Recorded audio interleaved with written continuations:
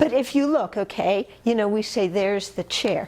Well, how do I know that there's a chair? Okay, well, there's appearance of gray that is in a certain shape, and I've touched it before, and so I know it's hard, and you know, I've sat in it, and so I know that it can be used for sitting in, and so on. Okay? Yeah. Now, yeah, so what's appearing is just the qualities, the gray, that's appearing to my eye consciousness. If I sit in it, the hardness is appearing to my tactile consciousness. Okay? So if I took away the appearance of all those different qualities, you know, in my mind, if I subtracted the appearance, then I still should be able to find something that is the essence of being a chair. Because I perceive that as being a chair from its own side. So where does conventional reality come in? Well, conventional thing says that there's a chair that exists by being merely imputed. But beyond being merely imputed, there is no chair.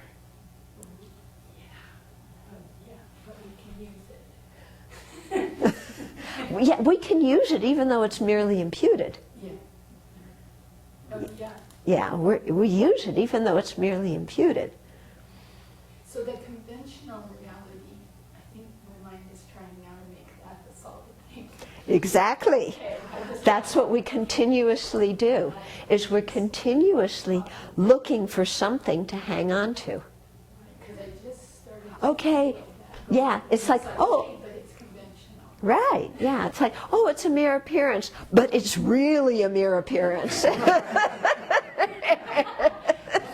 It's a real mere appearance. Yeah. Yeah, and yeah, it exists by mere name, but there's something inside it that enables me to give that name to it and not some other name to it. That's the Svatantrika viewpoint. So we're always looking for something to hang our hat on, which is why this meditation is very difficult, because we can't separate what appears and what we think is there. And we can't separate, you know, conventional reality from what we're seeing. We just keep grabbing. We keep grabbing. I mean, the thing is, we can't identify the object of negation. And that just keeps up coming again and again and again and again. And I think a lot of our problems and understanding is that. Yeah. Which I didn't understand years ago when I was studying with Geshe-san Rinchen. And we were studying Majjhimika-Avatara, and he would say these things, and we'd go, Ganla, that doesn't make any sense. What are you saying? You know, it doesn't make sense. And he would just say, you don't understand what the object of negation is. And we would say, yes, we do. The object of negation is inherent existence. And he says, yeah, you know the words, but you don't know what you mean by them. Because you can't identify the object of negation.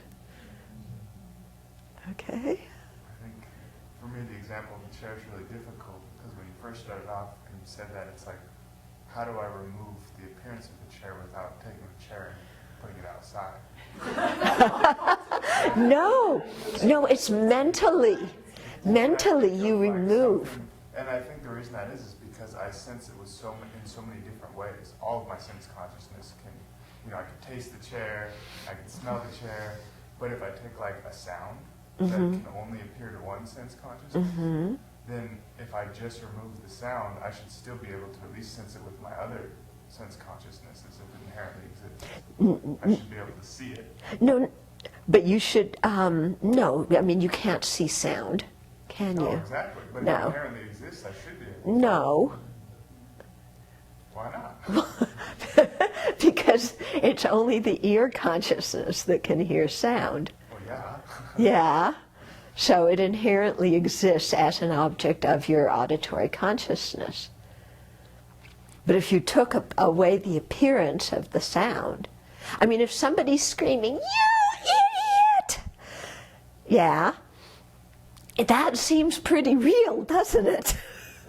Yeah. Now, if you took away the appearance of that sound, it seems like there should be something there.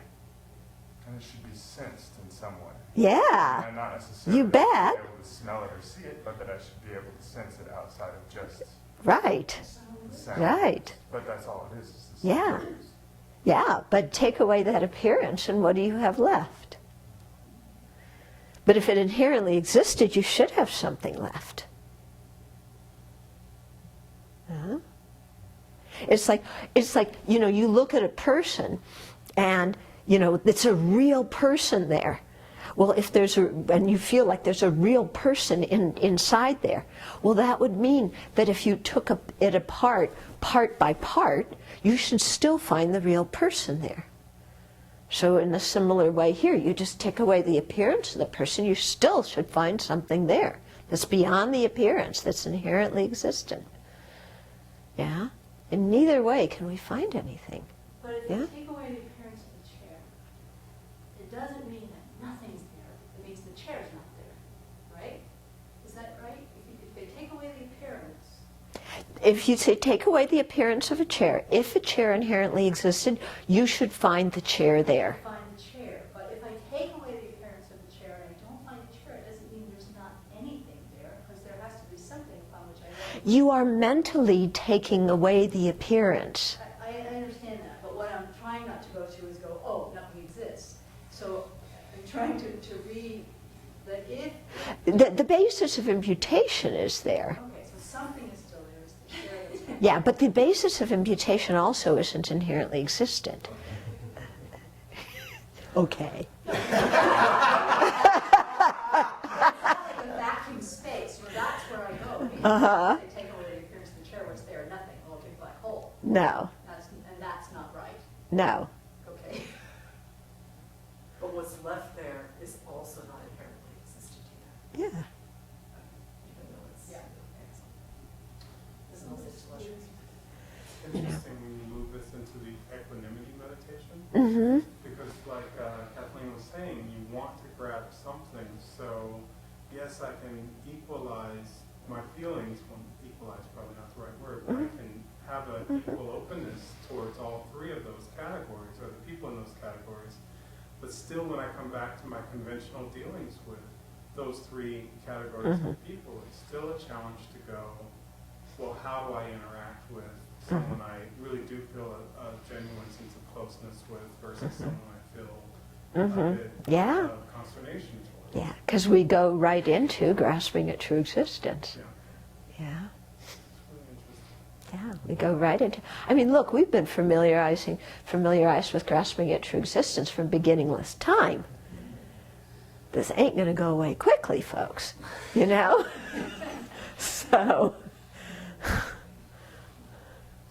So Venerable, after this intellectual, for me, it's certainly an intellectual exercise, what's the relationship then to taking it one step farther to see what we actually are calling what's left? Well, What do we do after we take this let's first look at. I mean, we're jumping back to how do we get something to inherently exist after we've taken away the appearance. Let's just focus on taking away the appearance without taking the chair away out of the room. Without taking this basis out of the room, take away the appearance of the chair. It was easier when you said Diane. Yeah. Uh-huh. Because Yeah. clearly, I impute much more than I do to an object, Right. an entity that I interact with. And Yeah. So that was much more palpable for me to go, oh yeah, there's something still there when I do Diane the chair, okay, but the person, Yeah. much more, there's still something there. Yeah. There's something in the body and mind that is personal. But if you look, what is personal within the body and mind? What is personal? Yeah, it's totally nuts. Which one? My personal one that sees this, or my personal one that hears that, or? Yeah.